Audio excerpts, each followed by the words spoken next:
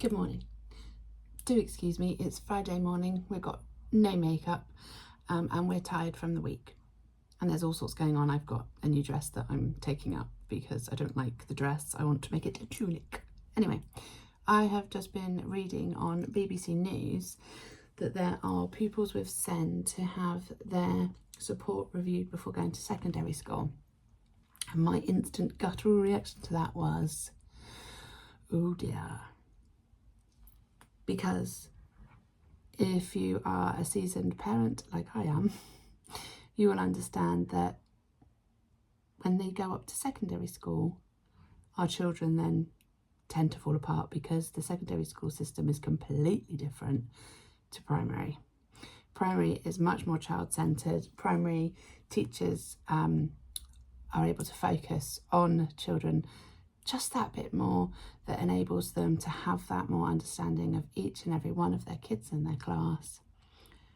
But you got to secondary school and you've suddenly got 10 teachers or more who are teaching you different things. You've got tutor group in the morning, you've got 3 or 4 times the amount of pupils in the entire school as you, and thinking about reviewing an EHCP or something like that right then, to me, is terrifying. So I see that there are some MPs that are thinking in the same terms that I am, that taking away this crucial help at the point of change is actually a really, really, frankly, stupid idea.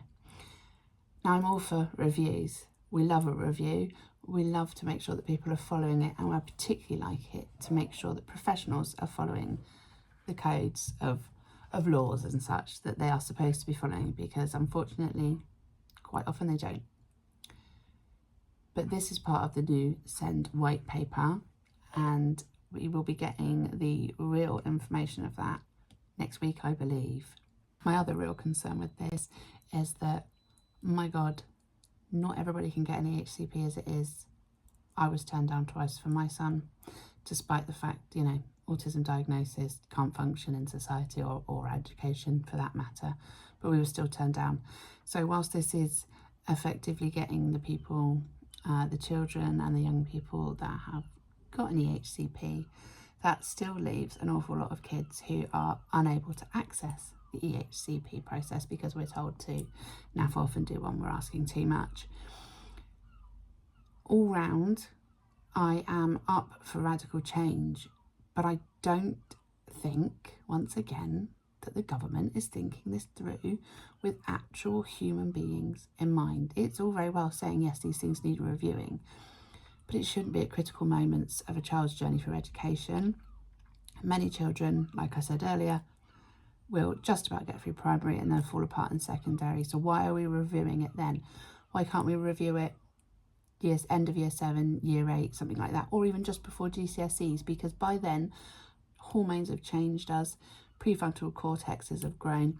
Why can't we then take some time to actually review what the kids might need for GCSEs times, etc.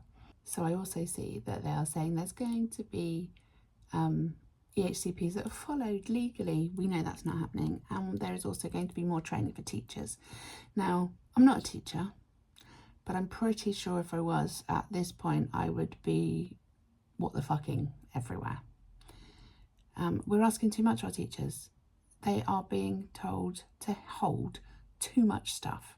This is ridiculous. We need more people. We need more funding for more people so that we can have specialist provisions, or we can give teachers less work. After all, teachers went into teaching because they enjoy education. They want to teach our kids. They're not there to be SEND specialists or SENCOs or anything of the like.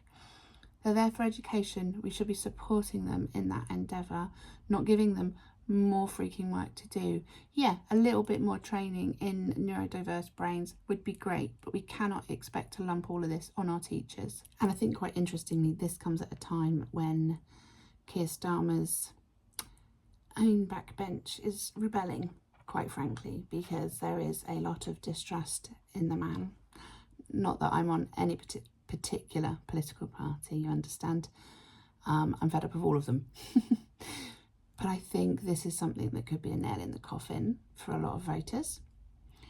And I am very interested to see what happens on Monday. I'm also very aware of everybody feeling very on edge about the SEND white paper and how it could change. Now, I just want to give a little bit of perspective on that.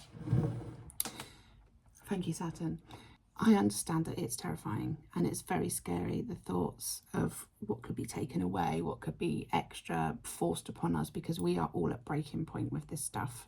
And some of us are even past breaking point, right? I know that. I speak to you all daily.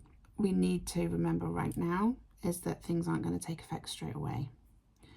And we will have time as a community of parents in the neurodivergent area to come together and brainstorm ways to help ourselves through this. And you need to remember your own sovereign power, right?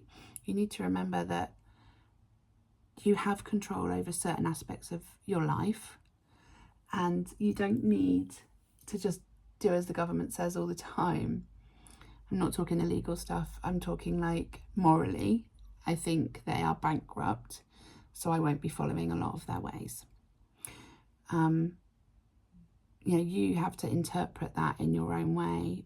Please remember that you are a soul having a human experience who is looking after their kids to give them a better experience. But sometimes you need to take a step back and realise sometimes things need to hit the fan for things to actually get better.